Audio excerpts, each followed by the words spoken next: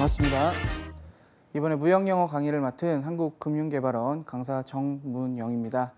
자, 일단 무역영어 자격증은 전체적인 자격증 자체 내용이 영어로 이루어져 있기 때문에 다소 어렵다고 생각을 하실 수도 있습니다. 하지만 무역영어인 만큼 무역 실무에 대한 내용이 중요하니까 영어에 대한 내용에 어떤 부담을 가지시기보다는 내가 실무 내용을 많이 공부해서 최대한 많은 문제를 맞춰서 합격을 하겠다라고 생각을 하시고 자격증 공부를 하시는 게 굉장히 좋을 것 같습니다.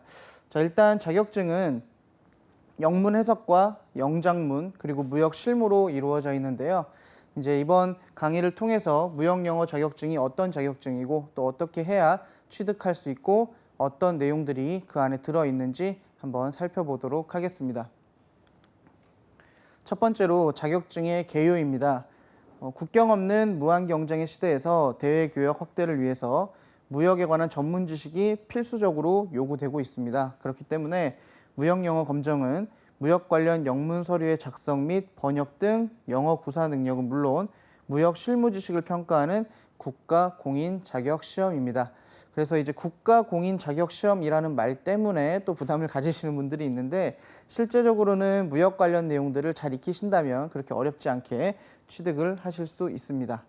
자, 응시 자격은 제한이 없습니다. 그래서 심지어 학생들도 많이 시험에 응시를 하고요. 무역 영어 자격증은 1, 2, 3급으로 이루어져 있기 때문에 본인의 수준에 맞춰서 도전을 할 수 있다는 장점도 있습니다. 자, 두 번째로 시험 과목은 영문 해석, 영장문, 무역 실무로 이루어져 있고요. 객관식 총 75문항입니다. 그래서 과목별로 25문항을 치르게 되고요. 전체 시험 시간은 90분입니다.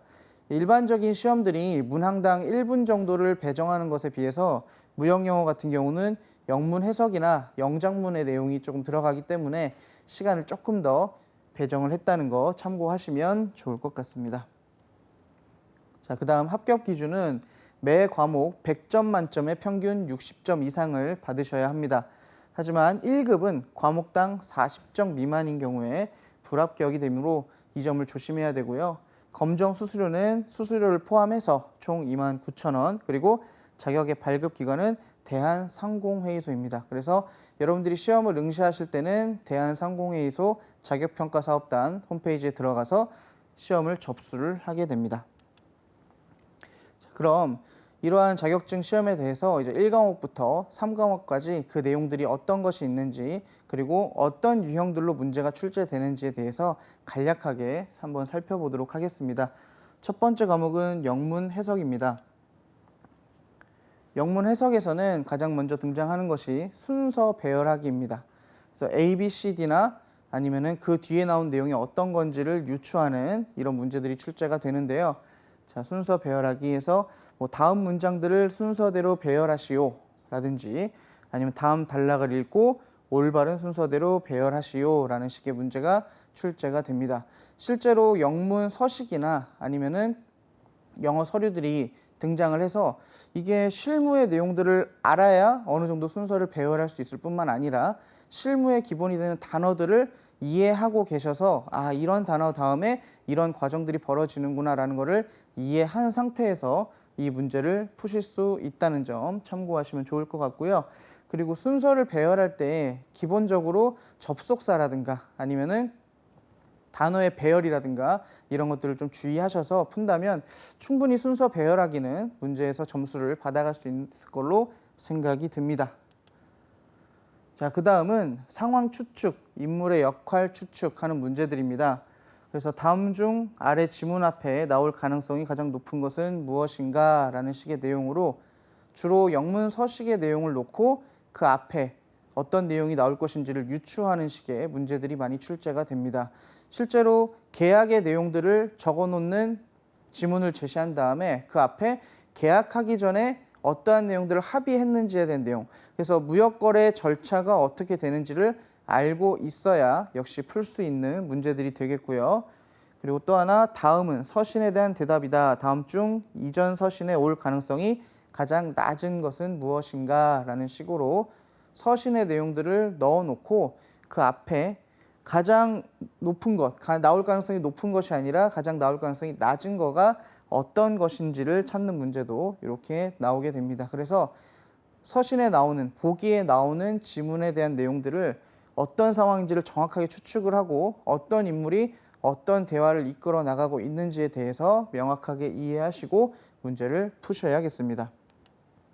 자, 그 다음 주제나 제목을 선택하고 혹은 유추하는 문제들이 있습니다. 우리가 국어를 공부할 때도 그렇지만 어떤 지문이나 문장에서의 주제를 가장 먼저 파악을 해야 하죠. 그래서 보통 첫 번째 문장이나 끝의 문장, 마지막 문장에 주제가 들어있다고 많이 이야기를 합니다. 그래서 무역 영어에서도 사실상 비슷하게 문제가 출제가 됩니다. 그래서 영어로 된 지문에서 이 서신의 주요 목적은 무엇인가? 그래서 목적을 찾는 문제가 출제가 되고요. 또 이 서신의 주제는 무엇인가? 그래서 실제로 거래 내용이나 아니면 거래에 대한 자세한 구체적인 상황들을 주고 이 상황들에 대해서 현재 이 말을 하는 목적이 무엇이고 이 글의 주제는 무엇인지를 찾는 문제들이 출제가 됩니다. 말 그대로 문제 자체도 영어로 제시가 되기 때문에 충분히 이런 어떤 문제들이 나오는지에 대해서 알고 계셔야겠습니다. 자, 그 다음은 내용의 일치 그리고 옳고 그름을 파악하는 문제입니다. 그래서 서신에 따라 옳은 것은 무엇인가 라는 식으로 등장을 하거나 서신에 관하여 사실이 아닌 것은 무엇인가 라는 식으로 문제가 출제가 됩니다.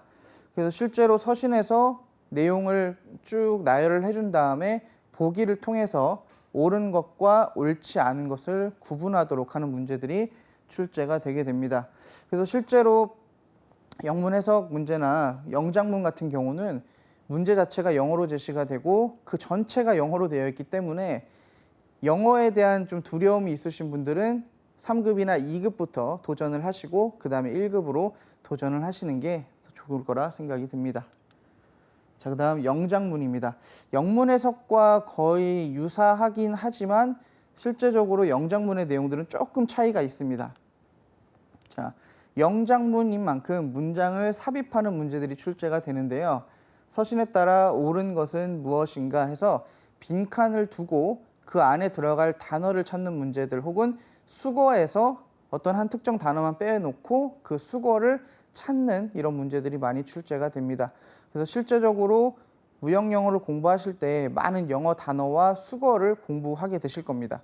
그때 여기에 들어갈 말이 어떤 것인지 어떤 수거가 적합하게 들어가야 하는지 그 뜻과 의미를 알고 정확한 서신에 따라 옳은 문장을 넣어야겠습니다.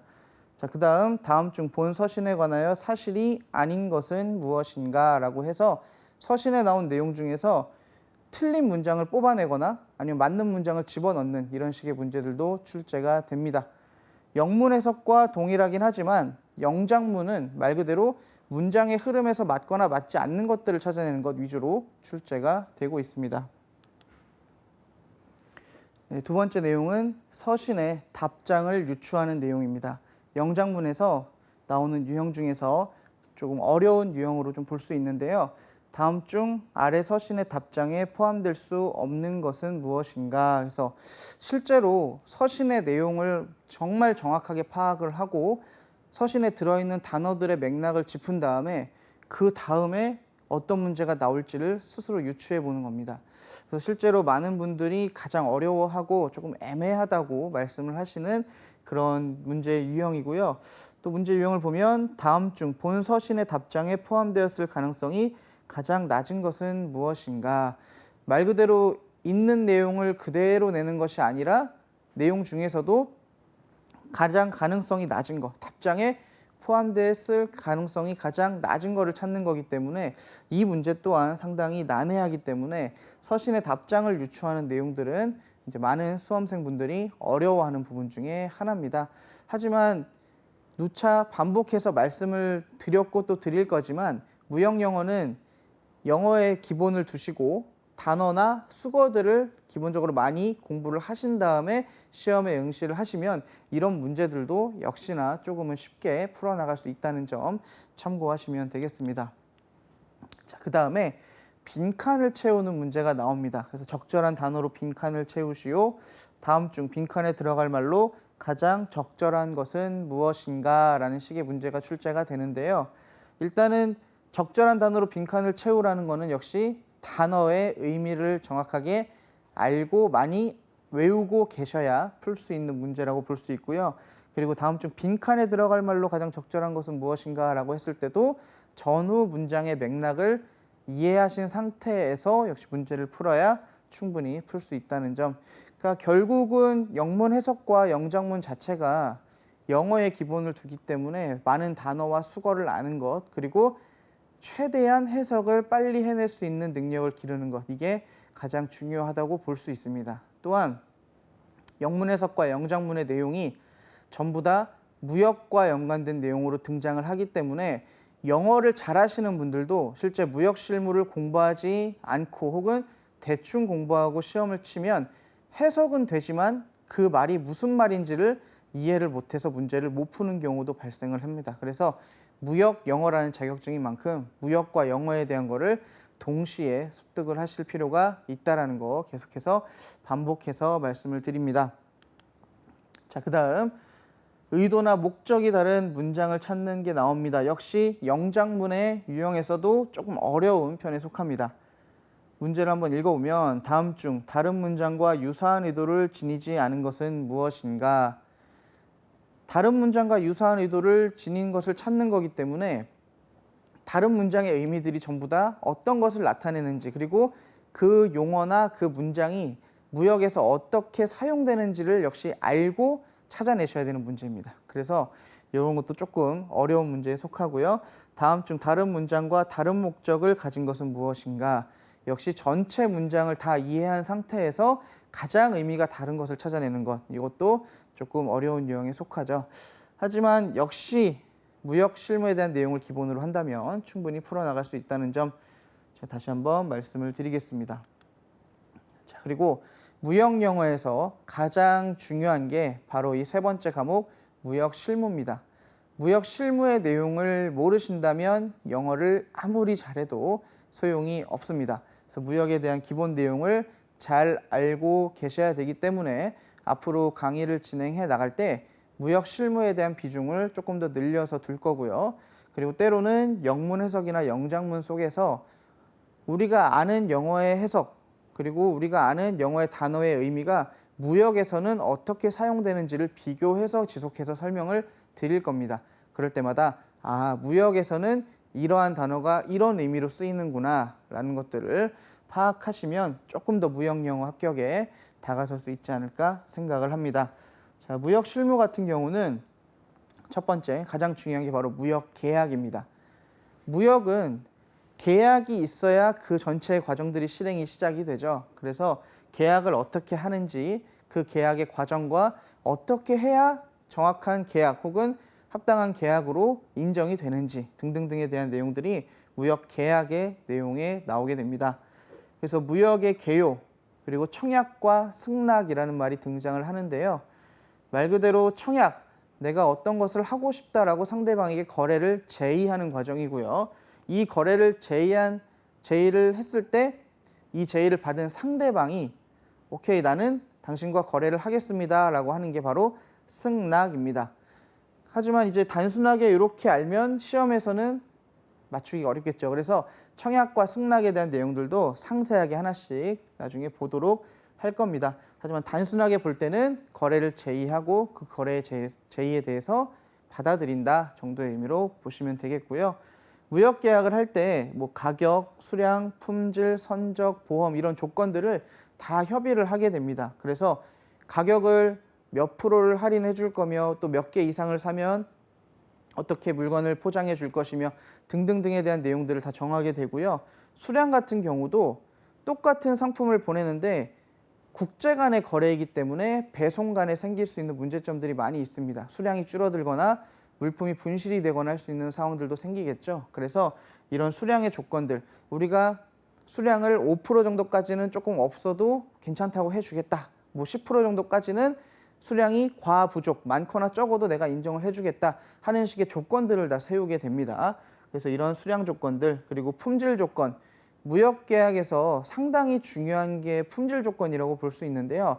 국제 간의 거래이기 때문에 동일한 어떤 물건을 보내더라도 상대방 국가에서 그 물건이 온전한 상태로 배송이 완료가 되지 않을 수가 있습니다. 그렇기 때문에 처음에 물건을 보낼 때 그리고 받을 때 어떤 품질을 기준으로 할 것인지, 보낼 때 물건이 괜찮았으면 받았을 때는 물건이 어떻게 돼도 상관이 없다. 아니면은 보낼 때 물건을 어떻게 보냈든지 도착했을 때의 물건의 상태가 온전해야 한다. 뭐 이런 식의 선적지, 양육지 이런 품질 조건들을 정하게 됩니다.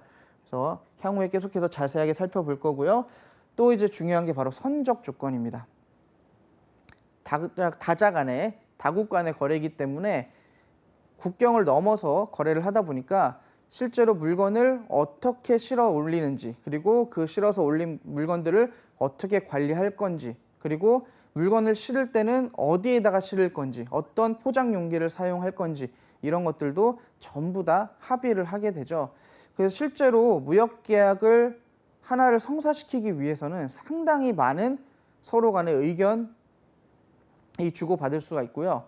또 이 의견을 주고받는 과정에서 무역 계약이 이루어지지 않는 경우도 상당히 많습니다. 그렇기 때문에 어떤 조건들이 있고 그러한 조건들을 사용할 때는 어떻게 말을 해야 되는지 등등등에 대한 것도 역시 무역 용어에서 출제가 되기 때문에 잘 알아두셔야겠고요. 특히나 또 이제 무역 계약에서는 보험의 내용도 상당히 중요합니다.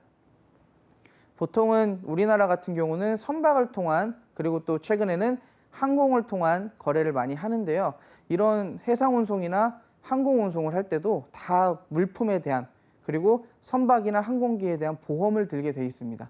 그래서 이런 보험도 누가 들 것인지, 그리고 어디에서 들 것인지, 어떤 회사를 통해서 들 것인지, 그리고 보험의 사고가 발생했을 때 이거를 누가 책임지고 얼마만큼의 보상을 받을 건지, 이런 내용들에 대해서도 무역 계약의 기본 조건으로서 상당히 중요하게 작용이 됩니다. 그래서 이런 내용들 하나하나 계속해서 살펴볼 예정이고요. 또 이제 중요한 게 바로 인코텀즈 2020. 자, 인코텀즈라는 게 1937년부터 계속 개정이 되어 오면서 현재 2010 버전에서 올해, 그러니까 작년 말이죠. 19년도 말에 2020 버전으로 이렇게 버전이 개정이 됐습니다. 그래서 현재는 인코텀즈 2020 버전을 활용을 하고 있고요. 양 당사자 간에 우리는 2020 버전이 아니라 2010 버전을 쓰겠다 해도 상관은 없습니다. 하지만 이제 가장 최신 거, 그래서 앞으로는 인코텀즈 2020을 제가 소개를 해드리지 않을까 싶습니다. 그래서 무역 계약은 이러한 것들을 통해서 일단 이루어지고요. 결제 같은 경우도 결제 방법이 상당히 많습니다. 뭐 송금, 추심, 신용장 들어보신 분들도 있을 거고, 이제 처음 들어서 좀 생소하신 분들도 있을 거예요. 말 그대로 송금은 돈을 붙여주는 겁니다. 쉽게 얘기를 하자면 계좌이체 같은 걸로 좀 볼 수 있고요. 추심 같은 경우는 돈을 받아달라고 은행에게 청구하는 행위고, 신용장 같은 경우는 은행의 보증을 통해서 거래를 하는 과정입니다. 역시 자세하게 다들 설명을 드릴 거고요. 뭐 신용장 방식에서 동시지급과 후지급, 그리고 선적 서류의 종류 등등 전부 다 하나하나 상세하게 설명을 드릴 겁니다. 근데 무역 결제를 할 때 이런 것들이 좀 필요하다라는 거 지금 일단 소개를 해드리는 거죠. 그리고 서류의 심사, 무역 결제를 할 때 은행들이나 은행과 연관된 기관들이 서류의 심사를 진행하게 됩니다. 그래서 어떤 기준으로 하고 어떠한 기간 안에 해야 되고 어떤 서류들을 대상으로 하는지 이런 것들도 지속적으로 설명을 해드릴 예정입니다. 그리고 무역 운송, 역시 다국 간 거래 그리고 국제 간 거래이기 때문에 운송이 상당히 중요하죠. 그래서 선박의 종류, 라이너와 트램퍼라고 제가 적어놨는데, 라이너는 보통 정기선, 그리고 트램퍼는 부정기선을 보통 이야기합니다. 그래서 라이너 같은 경우는 정해진 항로를 계속 운항하는 걸 정기선 운송이라고 해서 라이너라고 부르고요. 트램퍼는 물건을 본인이 스스로 배를 빌리거나 용선 계약을 하거나 아니면은 정해진 항로가 아닌 곳으로 내가 이동을 하고 싶다, 정해진 기간이 아닌 내가 가고 싶을 때 가고 싶다 해서 이동할 수 있는 부정기선, 이 두 가지 라이너와 트램퍼가 있습니다. 그래서 이런 것들에 대한 내용들도 상세하게 알려드릴 거고요. 또 이제 해상과 항공 운송, 그리고 복합 운송이라 그래서 두 가지 이상의 운송 수단을 사용하게 되는 이런 운송을 하게 될 때가 있습니다. 이런 것들을 복합 운송이라고 하는데, 이 복합 운송의 구간이 어떻게 되고 누가 책임을 지고 어떤 운송 수단들이 이용하게 되는지에 대해서도 자세하게 살펴볼 예정입니다. 자, 자, 그다음에 무역보험입니다. 실제로 역시 국제간 거래이기 때문에 가장 난해하고 조금 해결하기 어렵고 힘든 문제가 바로 무역보험입니다. 왜 그러냐? 물건을 받는 사람 입장에서는 최대한 이 물건이 보험으로 부보가 되어서 내가 손해가 혹시나 모를 손해가 났을 때 보상을 많이 받기를 원하겠죠. 그런데 보험을 들어야 되는 사람 입장에서는 보험의 조건들을 많이 넣게 되면, 약관의 내용들을 많이 넣게 되면 그만큼 보험료가 오르기 때문에 그 보험료의 부담으로 인해서 거래 자체가 조금 꺼려질 수도 있습니다. 그래서 물건을 파는 매도인과 물건을 사는 매수인이 양 당사자 간의 보험 계약을 할 때 어떻게 어떤 약관에 대한 내용을 넣을 것이며 어떤 거는 뺄 것이며 얼마만큼의 보상을 받을 수 있는 걸로 할 것인지에 대한 내용들이 굉장히 상세하게 많은 의견들이 오가게 됩니다. 그래서 그 무역보험에 대한 내용들도 쭉 살펴볼 거지만 가장 기본이 되는 게 다른 운송수단보다 해상운송수단에 대해서, 그리고 해상보험 계약, 그리고 보험증권에 대해서 상당히 많이 알아보게 될 겁니다.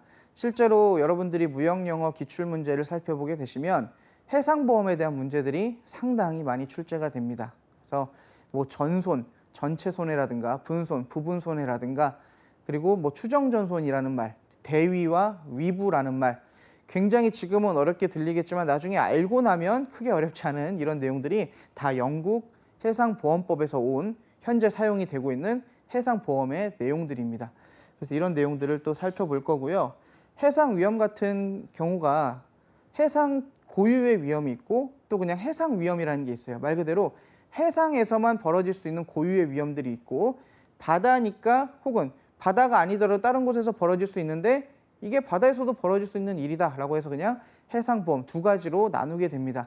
그래서 이런 것들도 어떤 게 해상 고유의 위험이고 어떤 것이 해상 위험이고 이런 것들을 좀 구분을 짓게 되니까요. 이런 것들에 대한 것도 많이 공부를 해나가면서 제가 설명을 잘 해드리도록 할 거고요. 또 해상 위험의 분류를 보시면 담보 위험과 면책 위험이라는 게 있어요. 그래서 해상보험에서 담보를 하고 있는 거, 이런 사고가 발생했을 때 우리 보험자는 이거를 보상을 해주겠다라고 하는 게 담보 위험이고, 면책 위험은 이런 사고가 발생했을 때 예를 들어서 뭐 선원이나 선장이 고의적으로 악행을 저질러서 배가 난파가 됐다 이랬을 때는 실제로 협회 적하 약관이라고 하는 ICC 규칙에서는 이거를 보상하지 않도록 하고 있습니다. 그래서 보험자 너는 이런 경우에는 면책이 된다, 이런 식으로 이런 약관의 내용들에 대해서도 여러분들이 하나하나 공부를 하시게 될 겁니다. 실제로 공부를 하시다 보면 이런 사고들의 종류도 있고 이런 거는 이렇게 보상이 되는구나 하는 것들도 많이 깨닫고 공부하실 수 있게 되는 좋은 기회가 될 것 같습니다. 자, 그리고 무역계약을 하고 나서 혹은 하다 보면 항상 클레임이라는 게 생깁니다. 우리가 클레임 건다라고 할 때 어떤 불만을 제기하거나 원하는 대로 이행이 되지 않았을 때 클레임을 건다라고 얘기를 하죠. 그래서 무역계약의 위반이라든가 이런 것들이 나오는데, 이제 CISG, 그래서 Contracts for International Sales of Goods라고 부르는 비엔나 협약에서 이 매도인과 매수인, 물건을 파는 사람과 물건을 사는 사람 간에 매도인이 피해를 봤을 때 받을 수 있는 구제책, 그리고 매수인이 피해를 받았을 때 받을 수 있는 구제책에 대해서 전부 다 상세하게 설명을 하고 있습니다. 그래서 간단하게 제가 적어봤는데요. 매도인 같은 경우는 매수인이 잘못을 저지르면 이행 청구권, 빨리 그 행동해라 하는 걸 할 수 있고요. 추가기간 지정권, 기간이 지났으니 내가 특별히 추가기간을 지정해 주겠다. 이 기간 안에 빨리 이행해라. 그리고 계약 해제권, 계약 해제권은 말 그대로 매도인이 매수인한테 나 이거 계약 안 하겠다라고 얘기를 하는 거겠죠.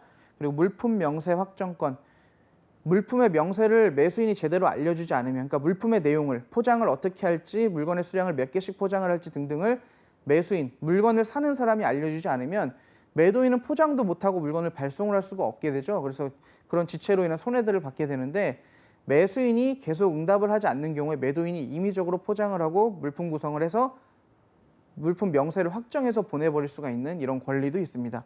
그리고 매수인이 심각한 손해를 끼쳤을 때 매도인은 손해배상 청구권을 바로 진행할 수 있게 되죠. 그래서 매수인 같은 경우는 이러한 매도인의 권리에 비해서 또 이행 청구권, 대체품 인도 청구권, 하자 보완 청구권, 추가기간 진영권, 계약 해제권, 대금 감액 청구권, 그리고 손해배상 청구권. 그래서 매도인보다는 2개가 더 많은 이런 권리를 갖게 됩니다. 그래서 이런 것들이 전부 다 비엔나 협약 내에 정해져 있고요. 양 당사자가 이제 비엔나 협약의 체약국으로서 거래를 하게 된다면 이 내용에 구속을 받게 되기 때문에 실제로 여기 있는 내용들로 인해서 계약에 클레임이 걸리게 되면 이 내용에 따라서 처리가 되기도 합니다. 자, 그리고 상사 중재 제도라 그래서 조정이나 중재 그리고 뭐 소송 같은 것들 실제로 다 굉장히 많은 거래에서 일어나고 있고요. 소송을 할 때는 시간이 상당히 오래 걸리기 때문에 조정을 선택하는 경우도 있고 아니면은 중재를 선택하는 경우도 있습니다. 전부 다 모든 이 상사 분쟁은 처음에 계약을 할 당시에 우리가 상사 분쟁이 생겼을 때 그리고 클레임이 걸렸을 때는 어떤 법에 따라서 어디에서 어느 국가의 법률에 따라서 우리가 처리를 하겠다 혹은 뭐 중재로 하겠다 우리는 소송으로 하겠다라는 식의 내용들을 전부 다 하나같이 적어놓고 시작을 합니다. 그래서 실제 무역계약을 하는 당사자들을 보면 계약서가 상당히 많아요. 몇십 페이지, 심지어 몇백 페이지까지 되는 경우가 있는데 모든 약관의 내용을 적어놓고 거기에 있는 대로 이제 클레임 같은 경우도 서로 해결을 하게 되는 거죠. 그래서 실제로 무역영어에 나오는 내용들이 전체적으로 영어의 비중을 사람들이 많이 맞춘다고 생각을 하지만 현실적으로 봤을 때는 무역 실무의 내용을 모르면 공부를 하기에 상당히 어려운 경우가 많이 있습니다. 거기다가 뭐 계약에서도 나오지만 가격이나 수량, 품질 조건 같은 것들이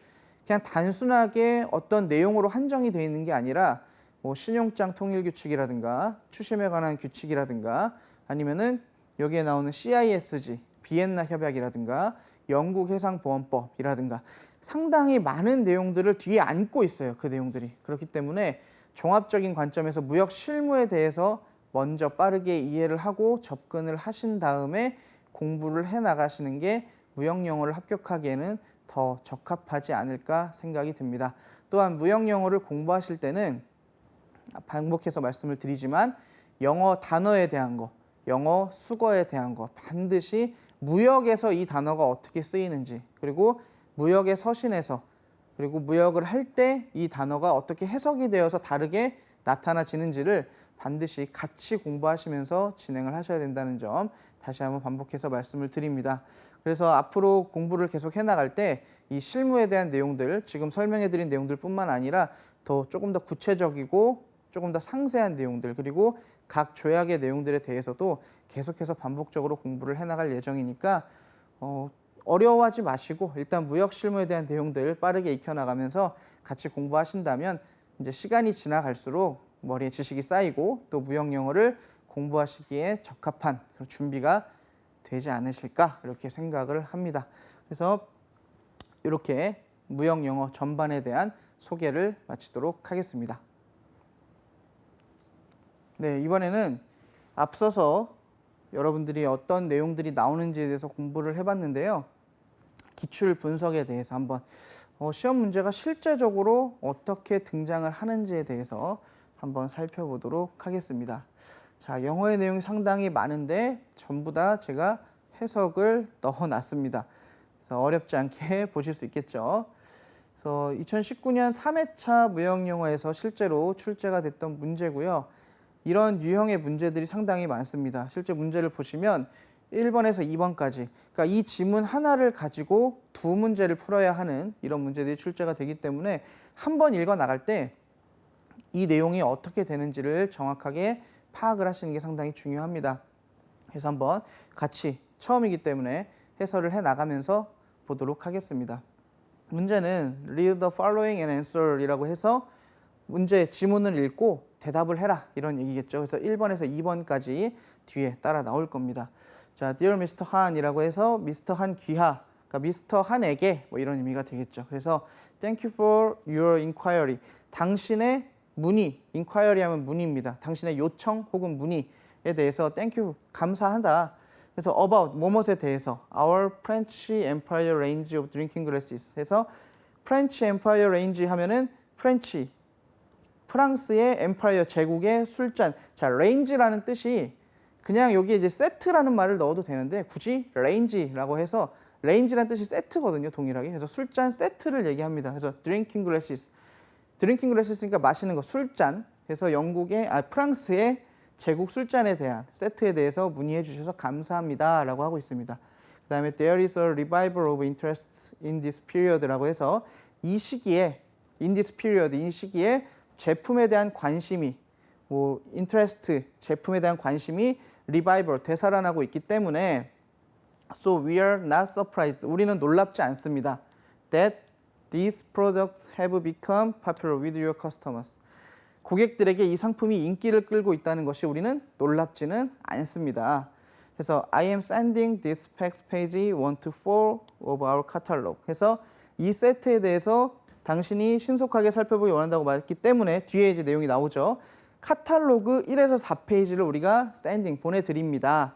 그래서 with CIF 리야드. 자, 리야드 하면 사우디 아라비아의 항구인데요.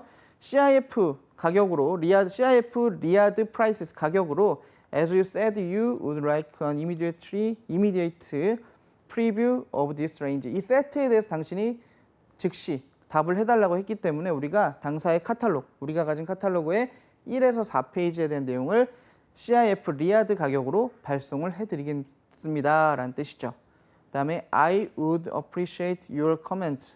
당신의 comment, 당신이 어떤 말을 해준다면, 언급을 해준다면 appreciate, 감사할 것입니다. 어떤 것이냐? On the designs with regard to your market. 당신의 마켓에서 이 디자인에 대해서, 시장에 관하여 디자인에 대한 기사의 의견이 있다면 그것을 말씀해 주신다면, 코멘트를 해주신다면 우리는 appreciate, 굉장히 감사하겠습니다.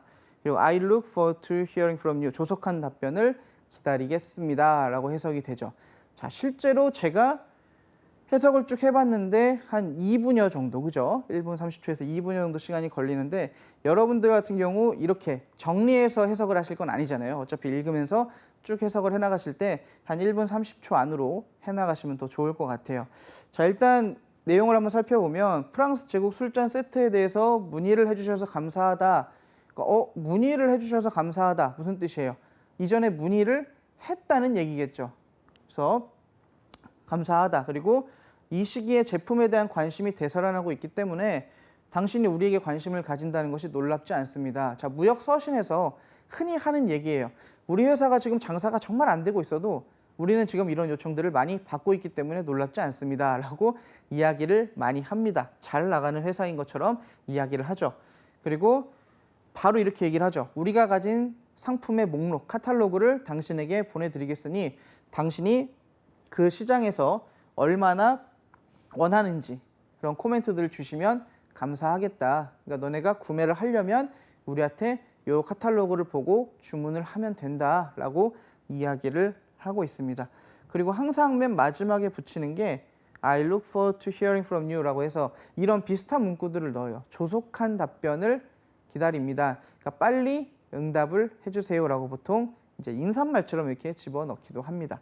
그래서 이런 식으로 된 지문들이 등장을 하고요. 실제 시험에 나오는 지문 중에서는 한 중간 정도, 조금 긴 편에 속하는 겁니다. 그래서 실제 이거보다는 조금 더 짧은 형태의 지문들이 많이 등장한다는 거 참고해 주시면 되겠습니다. 자, 그럼 이렇게 우리가 지문을 살펴봤는데요. 문제들이 어떻게 나오는지 한번 볼게요. What kind of transaction is implied? 자, 이 거래의 종류가 무엇입니까? 라고 하고 있습니다. 자, 처음에 1번에 a reply to a trade inquiry.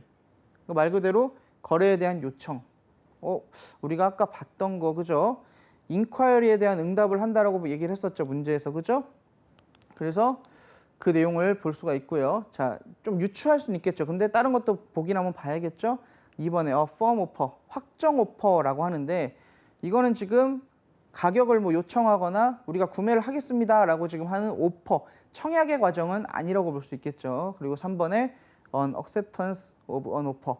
acceptance 하면은 이제 승인, 승낙을 이렇게 얘기합니다. 근데 지금 현재 승낙을 한다는 개념의 내용은 아니었죠. 자, 그리고 4번에 rejection of an offer라고 해서 rejection이라고 하면 거부입니다. 그래서 오퍼에 대한 거부, 그런 내용도 아니었던 것 같아요. 그래서 정답을 보면 1번에 있는 a reply to a trade inquiry. 분명히 첫 문장에서 Thank you for your inquiry라고 얘기를 했었어요. 당신이 우리에게 요청해줘서 감사하다. 그래서 본문에서는 프랑스 제국 술잔 세트에 대한 카탈로그를 보내준다고 했죠. 그래서 상품 조회에 대한 상품 조회를 니들이 해줬기 때문에 우리가 이런 카탈로그를 보내준다라고 하는 상품 조회에 대한 회신으로 볼 수 있겠다. 이렇게 됩니다. 그래서 실제로 처음 나오는 그 지문의 내용을 정확하게 인지하고 계신다면 어렵지 않게 단어만 알고 계신다면 인콰이어리가 뭔지에 대해서 알고 계신다면 충분히 찾아낼 수 있는 내용이죠. 자, 두 번째. which is not similar to the underline with regard to. 자, regard to에 underline이 되어 있어요. 근데 regard to, 뭐뭇에 관하여 라는 뜻으로 해석이 되는데요. 자, which is not similar, 유사하게 쓰지 않는 것, 유사하지 않은 것. regard to라는 말, 뭐뭇에 관하여라는 말과 not similar, 유사하지 않은 게 무엇입니까? 라는 거예요. 1번에 regarding도 뭐뭇에 관하여. 2번에 about도 뭐뭇에 관하여. 3번 concerning 하면은 뭐뭇과 연관된 이런 뜻으로도 많이 쓰이는데 이제 무역에서는 뭐뭇에 관하여라는 의미로도 많이 쓰입니다. 자, 그리고 in regard for. 자, regard for가 아니라 to. 지금 보시면 regard to였죠. 그래서 in regard for가 아니라 in regard to나 of로 바꾸면 뭐뭇에 관하여라는 내용으로 정확하게 알 수 있게 됩니다. 그래서 이런 문제, 지금 사실은 지문에 대한 질문은 한 문제밖에 없었고요. 지금 두 번째 문제 같은 경우는 단순한 수거 문제였죠. 그래서 이런 식으로 문제가 많이 출제됩니다. 계속 말씀드리지만 단어와 수거에 대한 중요성이 당연히 강조가 되겠죠. 자, 그 다음에 영장문의 문제 유형을 한번 보도록 할게요. 자, 역시 2019년 3회차에 등장을 했던 문제입니다. What is the most appropriate for the blank? 자, 빈칸에 들어갈 가장 적합한 게 무엇이겠느냐라고 하고 있습니다. 자, 한번 볼게요. 역시 해석을 해놨기 때문에 실제 시험에서는 해석이 없겠죠. 해석을 해놨기 때문에 같이 한번 보도록 할게요. We regret to inform you that payment of US dollar 75,000 has not been made for other number 3038. 자, 당사의 주문번호 3038에 대한 미화 75,000달러가 결제되지 않았음을 알려드리게 되어 We regret, 굉장히 유감입니다. 그러니까 무슨 얘기죠? 조금 돌려서 얘기한 거예요. 너가 지금 75,000달러를 아직 안 줬다라고 얘기를 조금 순화시켜서 서신에서 얘기를 하고 있는 거죠. 자, 그 다음에 We sent your company. 우리는 당신의 회사에게 뭐뭐를 sent, 보냈습니다 라고 하고 있죠. 그래서 땡땡 notice 3 weeks ago, 3주 전에 땡땡 노티스를 당신들에게 우리는 당신의 회사로 발송을 했습니다. 그런데 and so far we have received no reply from you. 당신에게부터 우리가 회신을 받지를 못했습니다 라고 얘기를 하고 있습니다. 자, 전체 문장을 볼게요. 맨 마지막 문장에 보시면 We hope that you can help us to clear this amount immediately 라고 해서 귀사께서는 can help us, 당신은 우리를 도울 수 있습니다 라는 뜻이 뭐예요? 75,000달러를 결제해 주는 게 우리를 도와주는 겁니다 라고 얘기를 하고 있는 거죠. 그래서 clear this amount, clear 하면은 깨끗한인데 여기서는 해결을 한다는 얘기예요. 그래서 amount는 지급의 총 금액을 얘기하는 거죠. 총 금액에 대한 지급을 당신이 해주면 그게 우리를 도와주는 겁니다 라고 하는 말은 무슨 뜻이냐? 귀사께서는 즉시 대금을 지급해 주시기 바랍니다 라고 이렇게 순화해서 해석이 되는 거죠. 자, 어떤 내용이겠어요? 지금 75,000달러를 당신들이 안 보내주고 있다. 그래서 우리는 이 서류를 당신들에게 보냈다. 어떤 내용이겠어요? 독촉을 하거나 빨리 돈을 보내달라는 내용의 종이를 썼겠죠. 1번에 보시면 쉬핑 노티스, 선적 알림, 선적 알림은 전혀 아니겠죠. 지금 상황에. 자, 페이먼트 노티스, 결제 알림. 지금 결제가 됐습니까? 결제가 안 됐기 때문에 뭔가를 보냈다고 얘기를 했죠. 자, 그리고 체크 노티스, 당신이 확인할 것이 있다. 조금 요거 헷갈리고요. 자, 4번에 리마인더 노티스 하면은 독촉장이거든요. 그래서 정확한 문제의 답은 자, 리마인더 노티스가 되겠죠. 체크 노티스 하면은 어떤 결제권에 대한 확인이 아니라 서류의 계약의 내용이라든가 서로가 당사가 정했던 내용들을 살펴볼 때 쓰는 서신을 얘기하고요. 리마인더 노티스는 대금 지급에 대한 독촉장입니다. 그래서 지금 현재 대금 지급이 밀리고 있다는 사실을 말했기 때문에 뒷 문장에서는 대금 지급에 관련된 내용이 반드시 들어가야겠습니다. 그래서 리마인더 노티스 역시 단어를 아셨다면 그리고 문장의 해석이 조금 원활하게 됐다면 대금 지급 독촉장이라는 것을 정답으로 선택을 할 수 있겠죠. 실제 시험에서는 어떨까요? 체크 노티스를 상당히 많은 분들이 체크를 하셨겠죠. 그래서 리마인더 노티스, 대금 지급 독촉장이라는 거 기억을 해 놓으셔야겠습니다. 자, 그다음에 가장 이제 중요한 파트죠. 무역 실무 파트입니다. 첫 번째로 한번 살펴볼 내용은 승낙의 효력 발생에 관한 국제 물품 매매 계약에 관한 유엔 협약의 규정으로 옳지 않은 것은 이라고 하고 있습니다. 자, 승낙은 뭐였죠? 일방의 당사자, 청약자가 청약을 했을 때 그 청약을 받은 피청약자가 청약자의 조건에 대해서 동의를 할 때 하는 행위입니다. 말 그대로 내가 너와 어떤 조건으로 거래를 하고 싶어 라고 청약을 했을 때 그 청약을 받은 사람이 나도 그 조건이 마음에 들어 라고 했을 때 바로 acceptance, 승낙을 하게 되는 겁니다. 그래서 이 승낙은 효력의 발생이 어떻게 되는지 지금 국제물품 매매 계약에 관한 유엔 협약, 자 이게 비엔나 협약입니다. 그래서 아까도 영어로 한번 말씀드렸지만 Contract for International Sales of Goods 해서 국제물품 매매 계약을 얘기하는 겁니다. CISG가. 그래서 이거를 비엔나에서 체결이 됐기 때문에 비엔나 협약이라고 부르고 있고요. 그래서 비엔나 협약에서 승낙의 효력 발생이 어떤 것이냐, 그리고 그게 규정으로 지금 현재 옳지 않은 걸 찾아내봐라 라고 하고 있습니다. 자, 1번에 서신의 경우 승낙기간의 기산일은 지정된 일자 또는 일자에 지정이 없는 경우에는 봉투에 기재된 일자로부터 기산한다. 자, 승낙기간을 산정할 때 통상적으로 언제까지 승낙을 해주세요 라고 서신을 보냅니다. 그런데 아무 표시가 없어요. 그러면 통상적으로 우리가 우체국이나 우리나라 같은 경우 우체국이나 그 우편을 다루는 기관에서 찍은 날짜 표시가 있죠. 이게 언제 접수가 되었다. 그래서 그 날짜로부터 뭐 며칠 안에 승낙을 하기로 한다. 뭐 30일 안에 우리는 승낙을 한다라고 했을 때 기산일이 없어요. 시작한 날짜가. 그러면 거기 봉투에 찍힌 날짜로부터 30일 안에 우리는 승낙을 해야 한다. 이런 식으로 날짜를 기산한다는 얘기입니다. 통상적으로는 서신을 보낼 때 며칠 일자로부터 며칠 안으로 이렇게 승낙을 해주세요 라고 이야기를 합니다. 그렇기 때문에 이렇게 기산일을 산정할 때 표시가 없을 때는 그 봉투에, 서신의 봉투에 기재된 일자로부터 기산을 하게 된다. 날짜를 계산하게 된다. 이 얘기입니다. 그리고 두 번째, 승낙이 승낙기간 내에 청약자에게 도달하지 아니하면 그 효력이 발생하지 아니한다. 자, 청약과 승낙에서 굉장히 중요한 부분인데요. 현재 이제 우리나라 민법에서도 도달주의를 채택하고 있습니다. 무슨 얘기냐? 어떤 당사자가 의견을 전달할 때 그 의견이 그 상대방에게 도달을 해야 그 효력이 미쳤다고 영향을 보는 겁니다. 그래서 승낙이 승낙기간 내에 청약자에게 도달을 해야 합니다.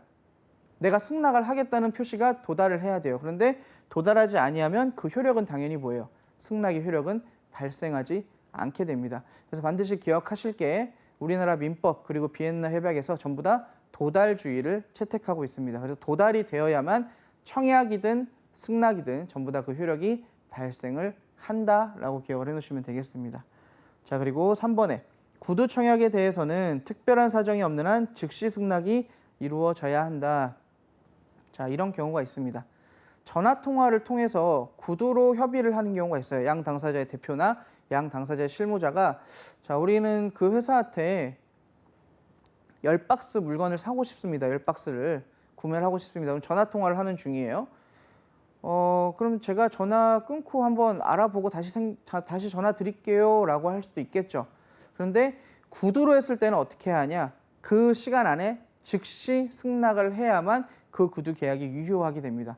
그래서 나중에 뭐 엄격한 의미에서의 지금 구분을 하는 건데 실제 거래에서는 나중에 전화한다고 하고 전화 받고 승낙해도 승낙으로서 보죠. 그런데 이제 여기에서 비엔나 협약에서는 구두로 얘기했을 때는 그 자리에서 어떻게 해야 돼요? 바로 즉시 승낙을 해야만 승낙의 효력이 있다라고 보는 겁니다. 그래서 이것도 이제 협약에 대한 내용이기 때문에요. 현재 실제적인 아주 우리의 실무와 근접하게는 안 맞는 것들도 있을 수 있겠죠. 그래서 협약의 내용으로 기억을 좀 해두시면 되겠고요. 자, 4번에 지연된 승낙의 경우 청약자가 이를 인정한다는 뜻을 피청약자에게 통지하더라도 그 효력이 발생하지 아니한다. 자, 지연된 승낙이라는 게 뭐냐면 승낙을 언제까지 해주세요라고 했는데 그 승낙의 의사표시가 그 기간 안에 도달을 못한 거예요. 그러면은 당연히 승낙은 지연이 된 거죠. 말 그대로 지연돼서 온 승낙이잖아요. 그런데 만약에 청약자가 너가 승낙을 했는데 좀 내가 생각한 기간보다 늦게 왔긴 했지만 나는 이 계약 그대로 너 승낙을 인정할래 라고 청약자가 다시 그 피청약자의 승낙에 대해서 오케이 라는 사인을 준다면, 그러니까 동의를 한다면, 인정한다는 뜻을 통지를 한다면 그 승낙의 효력은 살아있게 됩니다. 자, 그래서 잘 기억하셔야 될 게 뭐냐, 도달주의라는 거, 그리고 원래 청약과 승낙은 정해진 기간 안에 이루어져야 하는데 이 승낙이 늦게 오더라도 이 청약을 했던 사람, 그러니까 승낙을 받게 되는 사람이 승낙이 늦게 왔지만 나는 그래도 이 거래를 하고 싶다라고 의사표시를 하게 되면 그 거래는 유효하다라는 겁니다. 그래서 이렇게 진행이 된다는 거. 정답을 한번 살펴볼게요.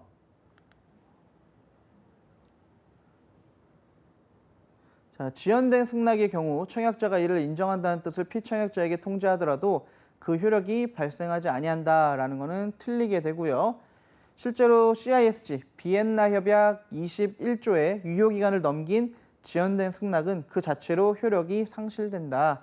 지연된 승낙이더라도 승낙으로서의 효력을 가진다는 취지를 구두로 통보하였거나 그러한 취지의 통지를 발송하는 경우에는 승낙으로서 다시 효력이 있다라고 보는 겁니다. 원래 승낙은 기간을 지켜야 하지만 기간이 지나서 도착한 승낙도 나는 괜찮아, 나는 거래할 거야 라는 청약자의 통지가 있다면 그거는 거래로서 인정이 된다. 승낙으로서 유효기간이 인정이 된다라는 겁니다. 그래서 지연된 승낙에 대한 내용으로 문제가 출제가 됐는데요. 실제로 비엔나 협약의 각각 조문들을 전부 다 살펴볼 수는 없지만 주요한 조문들은 이런 식으로 하나하나씩 또 살펴볼 예정입니다. 자, 그 다음에 시험에서 굉장히 많이 등장하는 문제입니다. 신용장 개설 시 유의사항에 대한 설명으로 옳지 않은 것은 이라고 되어 있습니다. 자, 무역 실무에 대한 내용이 여타 무역 관련 자격증 시험보다는 조금 쉽게는 등장을 합니다. 하지만 이 신용장에 대한 내용만큼은 굉장히 방대하긴 하지만 방대한 만큼 시간을 들여서 공부를 하셔야 하는 부분입니다. 실제로 기출문제를 딱 펼쳐보시면 무역 실무에서 신용장에 대한 내용들이 상당히 많이 나온다는 것을 여러분들이 알게 되실 거예요. 자, 그럼 개설 시의 유의사항에 대한 설명으로 옳지 않은 것은 1번에 수익자, 개설 의뢰인의 회사명 등은 약어를 사용하지 않는 것이 좋다. 자, 수익자는 신용장 거래를 통해서 돈을 벌게 되는, 수익을 얻게 되는 사람을 얘기하고요.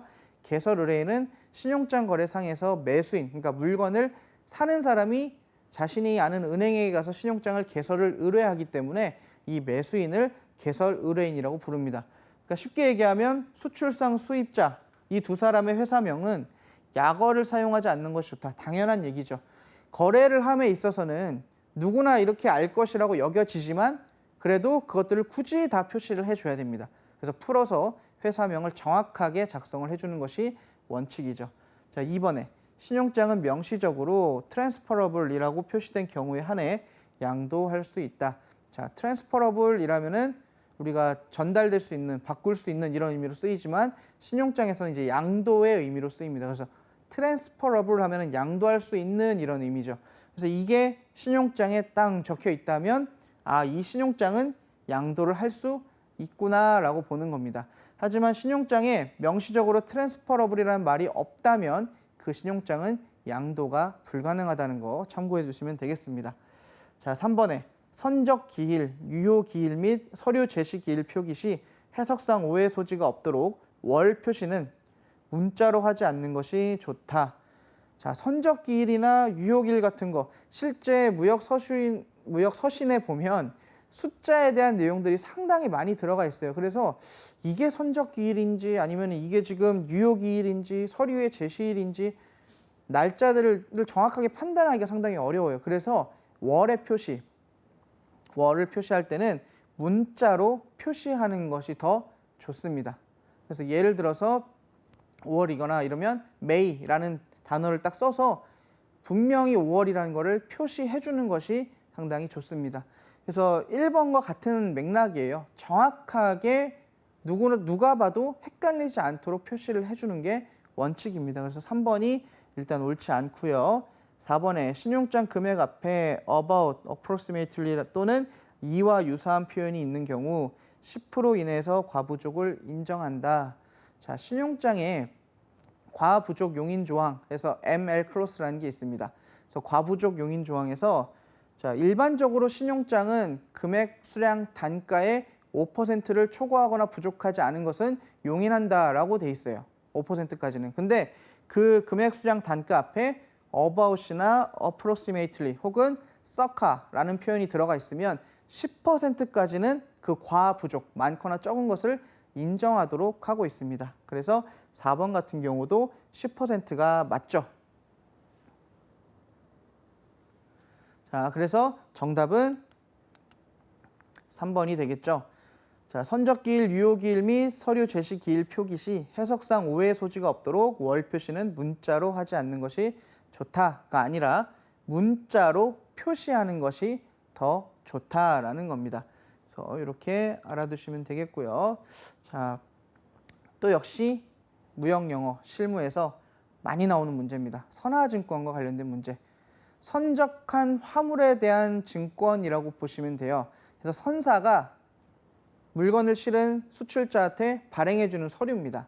그래서 너의 물건이 우리 배에 잘 실렸다라고 증명하는 서류인데 이걸 선화증권이라고 하죠. 그래서 선적된 화물에 대한 증권이기 때문에 이 증권 서류를 갖고 있는 사람이 화물의 주인이에요. 그래서 굉장히 중요한 서류라고 볼 수 있죠. 그래서 이러한 선화증권의 법적 성질에 대한 설명으로 옳지 않은 것은 1번에 선화증권은 실정법에 규정된 법정 기재사항을 갖추어야 유효하므로 요식증권이다. 자, 선화증권은 실제로 이 서류를 갖고 있으면 화물의 주인이 되기 때문에 정해진 내용들을 다 넣어놓고 있어야 돼요. 그래서 형태가 요구된다, 형식이 요구된다 해서 요식증권으로 이제 현재 법적으로 사용이 되고 있습니다. 1번은 맞는 말이고요. 2번에 선화증권은 화물 수령이라는 원인이 있어야 발행하는 것이기 때문에 요인증권이다. 화물 수령이 되어야만, 앞에 원인이 있어야만 발행이 되기 때문에 요인증권이라고 부릅니다. 그리고 3번에 선화증권은 권리의 내용이 증권상의 문헌에 의하여 결정되기 때문에 유가증권이다라고 했는데 유가증권은 그 권리가 금액과 바꿀 수 있다라는 의미의 유가증권인데 지금 문헌에 의해서 결정된다라고 했을 때는 문헌증권이라고 해야 맞죠. 그래서 정답이 일단 3번이 틀린 거, 옳지 않은 것이 되겠네요. 그리고 4번에 선화증권은 배서나 인도에 의하여 권리가 이전되기 때문에 유통증권이다. 선화증권 이면에 선화증권의 권리를 가진 사람이 배서를 해서 양도를 할 수 있습니다. 권리증권이고 유가증권이기 때문에 유통을 시킬 수가 있어요. 그래서 유통증권이라고도 부릅니다. 그래서 정답은 3번이죠. 유가증권이 아니라 자, 밑에 내용을 보시면 증권상의 권리관계가 증권에 기재된 문헌에 따라 정해지는 증권을 문헌증권이라고 하죠. 그리고 유가증권은 재산적 권리를 나타낼 때, 대가성 있는 권리를 나타낼 때 쓰는 말입니다. 유가증권이란 말은. 그래서 3번이 옳지 않게 되겠죠. 이런 문제들도 사실 한번 공부해 두시면 나왔을 때 틀리지 않는 문제들이죠. 자, 그래서 이렇게 정리가 되겠습니다. 일단 무역영어 전체 내용을 한번 정리를 해드릴게요. 시험을 응시함에 있어서 가장 포인트가 되는 것은 바로 실무의 내용입니다. 실무. 그래서 실무의 내용들을 위주로 공부를 하시되 무역에 나오는 영어 단어와 수거 그리고 문장 해석 능력도 함께 기르셔야 한다는 게 아마 무역영어의 가장 큰 포인트가 되지 않을까 싶습니다. 그리고 무역의 내용들을 아까 살짝 살펴봤지만 실제로 그 계약의 내용부터 시작해서 보험까지 엄청나게 많은 양들의 공부량이 있어요. 그렇지만 이런 공부량이 많다고 해서 여러분들이 두려워하실 게 아니라 무역도 역시 다른 공부들처럼 하나씩 해나간다면 충분히 할 수 있다라는 자신감을 갖고 하시면 되겠고요. 무역은 여러분들 주변에서 가장 많이 벌어지고 있는 흔한 활동 중에 하나입니다. 그렇기 때문에 실제로 무역 영어를 공부하시면서 또 무역 실무의 내용들을 공부하시면서 아, 내가 봤던 혹은 내가 뉴스에서 봤던 뉴스를 통해 들었던 내용들이 아, 이렇게 흘러가고 있는 거구나. 아, 그리고 내가 봤던 그 서식이, 내가 봤던 그 서류가 아, 이렇게 해서 작성이 되는 거고 이런 경우에 사용이 되는구나 라는 것들도 충분히 알게 되실 겁니다. 그래서 무역 영어 도전하시기에 어려워하시는 분들, 무역 영어라는 이름 때문에 굉장히 많으신데요. 그렇게 두려움을 갖지 않으셔도 될 것 같고요. 앞으로 이제 수업을 진행함에 있어서 또한 강의를 진행함에 있어서 하나하나 짚어가면서 실제 시험에서 어떻게 출제가 되고 그 내용들이 어떤 식으로 풀이가 되어야 하는지를 제가 설명을 드릴 예정입니다. 그렇기 때문에 잘 따라오시면서 공부하시면 충분히 여러분들이 무역영어 시험을 합격하실 수 있으리라고 생각합니다. 그래서 오늘 했던 내용들 또 잘 기억해 주시고 또 향후에 나올 내용들도 집중해서 봐주시기 바라겠습니다. 그럼 전체 내용 이렇게 마치도록 하겠습니다. 한국금융개발원 강사 정문영이었습니다. 감사합니다.